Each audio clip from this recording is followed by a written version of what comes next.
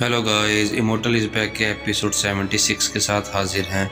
अगर आपको हमारी एक्सप्लेनेशन अच्छी लगे तो प्लीज़ चैनल को सब्सक्राइब कर दें, लाइक कर दें और बेल आइकॉन को ज़रूर प्रेस कर दें।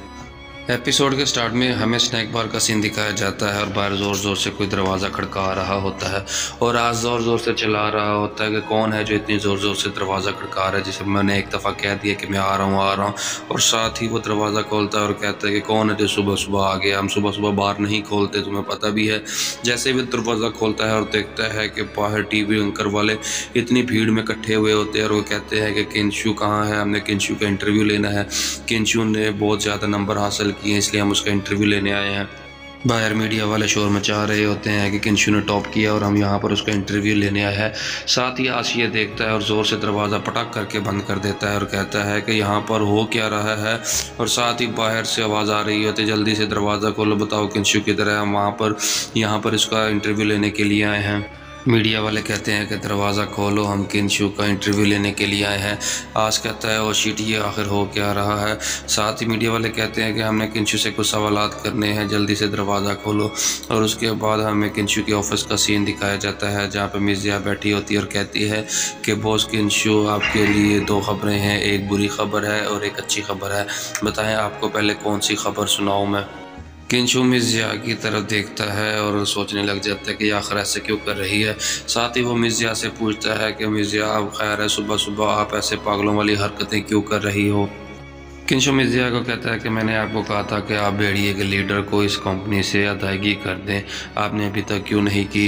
साथ ही मिर्ज़ा कहती है कि मैं इसी बात को सोच रही हूँ कि उनको अदायगी करने के लिए और बैंक की अदायगियों के लिए मेरे पास पैसे नहीं है और मैं इसीलिए ये सोचकर परेशान हो रही हूँ। साथ ही किंशु कहता है ओ अच्छा, अब मुझे बात की समझ आई, ये जो आपकी बैड न्यूज़ थी असल में ये थी, ये वाकई बैड न्यूज़ है। किंशु कहता है चलो ठीक है, मुझे ये बताओ कि अच्छी खबर क्या है। साथ ही मिसेज़ या किंशु को बताती है कि हमें जोहांग कंपनी का जो हमारा मुआवजा था वो 3.3 बिलियन का वो हमें मिल गया है और बाद में मैं वो आपके अकाउंट में ट्रांसफ़र कर दूँगी। किंशु मिर्ज़ा को कहता है कि आप सिर्फ 2 बिलियन ही मेरे अकाउंट में ट्रांसफ़र कर दो, ये मेरे लिए काफ़ी है और बाकी का आप कंपनी के अकाउंट में रहने दें। और साथ ही ये मिर्ज़ा सुनकर हैरान हो जाती है, कहती है किंशु कि आप वाकई ही सीरियस हैं। किंशु कहता है बिल्कुल सीरियस हूँ, आप उस पैसों को कंपनी में जो आपके लेन देन है उसमें इस्तेमाल कर सकती हैं और भेड़िए के लीडर्स को भी उसमें से अदायगी कर सकती हैं। किंशु मिर्ज़ा को कहता है कि हमें अब काम तेज़ करने की ज़रूरत है और हमें जल्दी से जल्दी प्रोडक्ट को लॉन्च करने की ज़रूरत है। मिर्ज़ा किंशु को बताती है कि बॉस आप परेशान ना हो, हम आधे महीने के अंदर अंदर हमारी जितनी भी प्रोडक्ट है वो हमारी लॉन्च होकर मार्केट में आ जाएंगी। किंशु कहता है ठीक है, अब मुझे हॉस्पिटल जाने की ज़रूरत है, आप इस चीज़ को खुद ही देख लेना। उसके बाद साथ ही किंशु के मोबाइल पर रिंग होती है और किंशु देखता है कि ये तो आस का फ़ोन है। वो कहता है कि इस वक्त सुबह सुबह आस को क्या हो गया है। जैसे ही फ़ोन अटेंड करता है तो पूछता है कि आस क्या बात है। आस कहता है कि बॉस आप पहले टीवी को चला कर देखे कि क्या खबर आ रही है।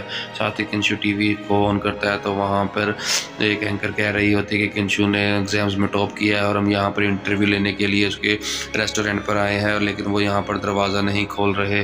किंशु भी ये देखकर परेशान हो जाता है कि ये सब क्या हो रहा है। आज किंशु को बताता है कि बहुत सारे और भी टीवी एंकर हैं जो आपका इंटरव्यू लेना चाहते हैं। तो किंशु आज को कहता है कि क्या तुमने उन्हें नहीं बताया कि मैं यहाँ पर मौजूद नहीं हूँ।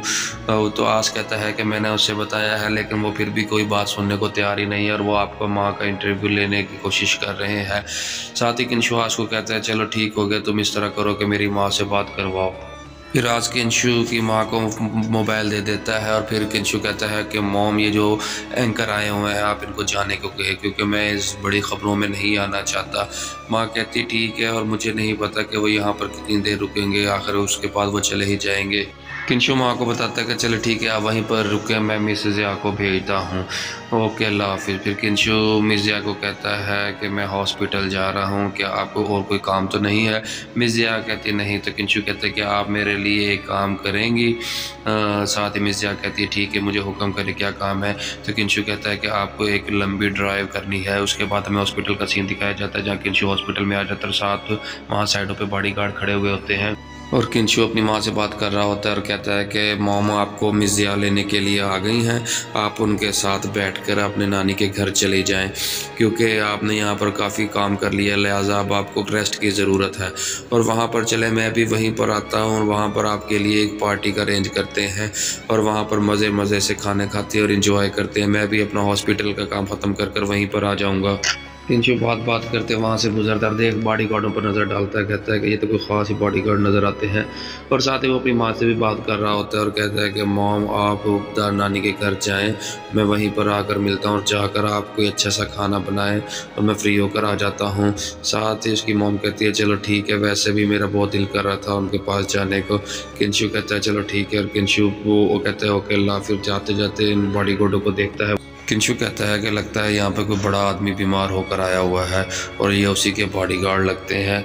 मुझे लगता है कि कहीं ये वही पेशेंट तो नहीं है जिसका डॉक्टर ली ने मुझसे जिक्र किया था।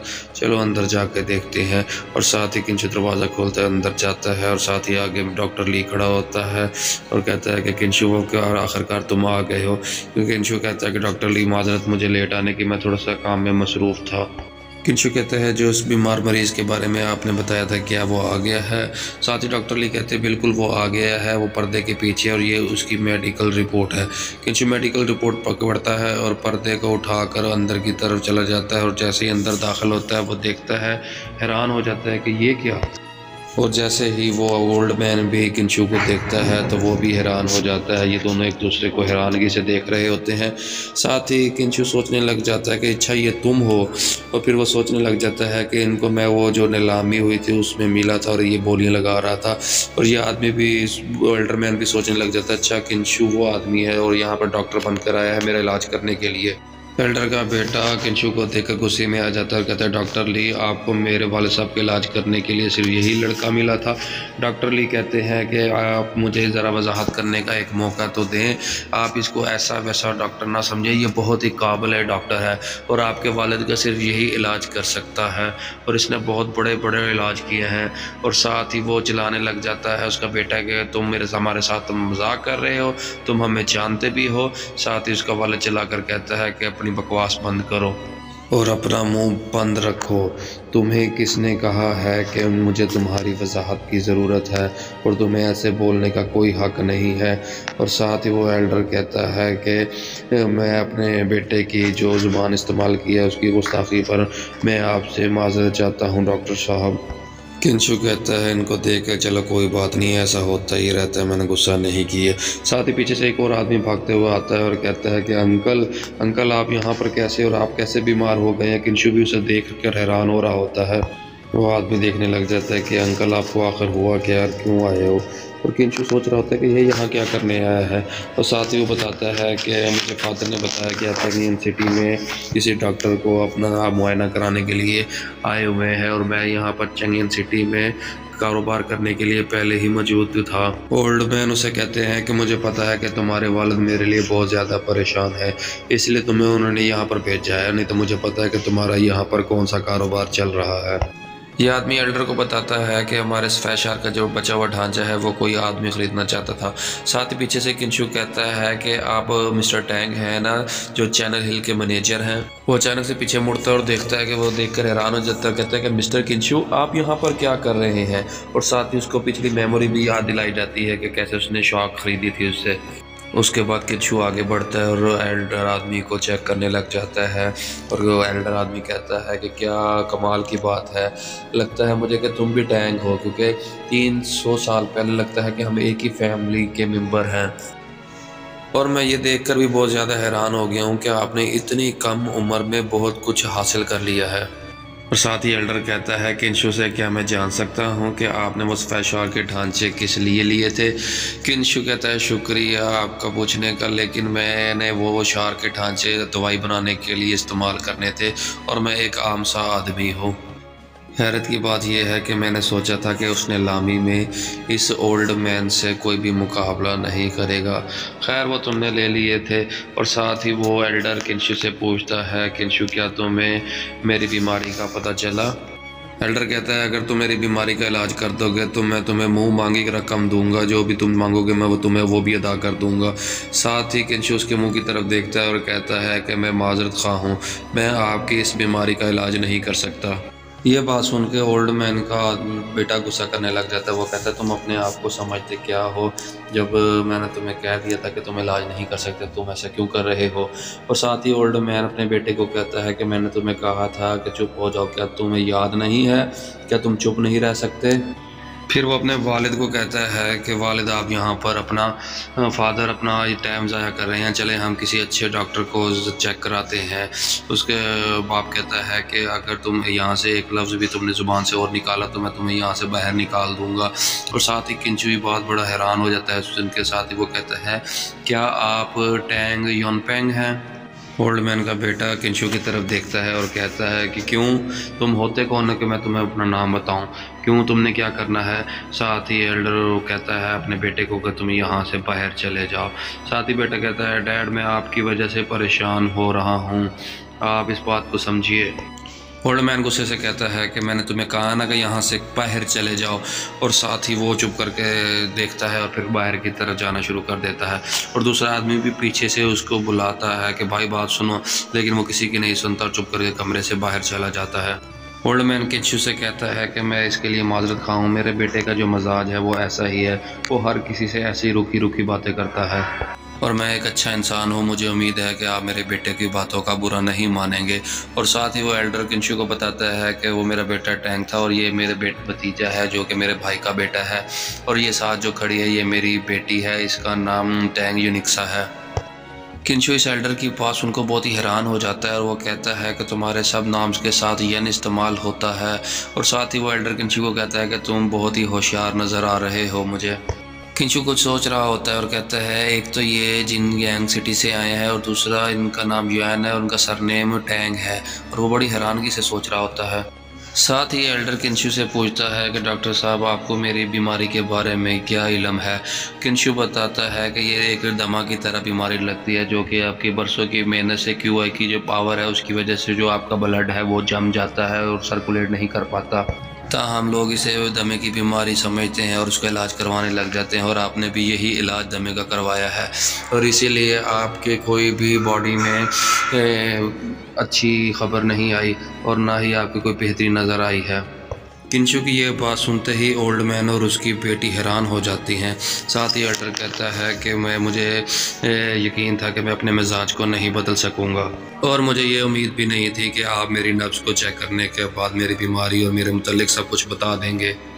और मैं इस बीमारी को लेकर दुनिया के सबसे ज़्यादा अच्छे डॉक्टरों के पास गया, लेकिन मुझे कोई उम्मीद नहीं थी कि मेरी इस बीमारी को कोई भी डॉक्टर ठीक कर सकता है। किंशु ओल्ड मैन की तरफ देखता है और फिर उसको कहता है कि ठीक है, मुझे सबसे पहले आपके जिस्म के थेरेपी करनी पड़ेगी, लेकिन मेरे ये बहुत ही ज़्यादा लंबा प्रोसीजर है, लेकिन मेरे पास एक और रास्ता भी है। लेकिन एल्डर कहता है लेकिन क्या, आप बताओ जो मुझे साफ साफ कहना चाहते हो। किंशु कहता है चलो ठीक हो गया, सबसे पहला मैं तुम्हारी QI की पावर और ब्लड के सर्कुलेशन को ठीक करूंगा ताकि तुम्हारे जिस्म के अंदर खून की गर्दिश हो। उसके बाद मैं एक्यूपंक्चर का इलाज करूंगा थेरेपी की मदद से, लेकिन ये बहुत ही ज़्यादा तकलीफ़ दे होगा और आपको इसके दौरान बहुत ही ज़्यादा तकलीफ़ बर्दाश्त करनी पड़ेगी और आपको बहुत ज़्यादा दर्द भी होगा। ओल्ड मैन ये बात सुनकर कहता है ठीक है, मैं आपकी बात समझ गया हूँ, आप इस चीज़ को मेरे ऊपर इस्तेमाल कर सकते हैं। किंशु कहता है चलो ठीक है, मैं इसको इस्तेमाल करने के लिए तैयारी शुरू करता हूँ। और साथ ही किंशु कहता है चले आप तैयार हो जाएं और सबसे पहले आप अपने ऊपर वाले कपड़ों को उतार दें। और जैसे ही ओल्ड मैन अपने ऊपर वाला लिबास उतारता है तो ये देखकर किंशु बहुत ही ज़्यादा हैरान हो जाता है और वो देखता है कि इस ओल्ड मैन के जिस्म पर तो इतने ज़्यादा गोलियों के निशान हैं और वो देखकर बहुत परेशान हो जाता है। और साथ ही ओल्ड मैन किंशु को कहता है मैं अब तैयार हूँ, आप कर सकते हो। किंशु कहता है कि मैं अब आपके जिस्म में सुइयाँ लगाने लगा हूँ। और साथ ही किंशु अपने QI की पावर रिलीज़ करके ओल्ड मैन के जिस्म में सुइयाँ लगाना शुरू कर देता है।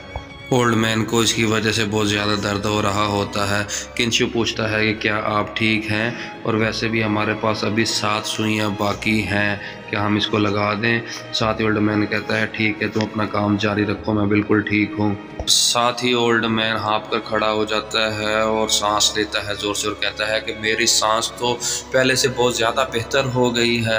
और साथ ही वो किंशु को कहता है कि क्या हुआ है। किंशु कहता है कि मैंने QI की पावर की मदद से तुम्हारी QI और ब्लड को सर्कुलेशन कर दिया है और अब आप बिल्कुल मुकम्मल तौर पर सेहतयाब हैं। साथ ही वो किंशु को कहता है कि आपका बहुत बहुत शुक्रिया डॉक्टर, आपने मेरी ज़िंदगी बचाई है।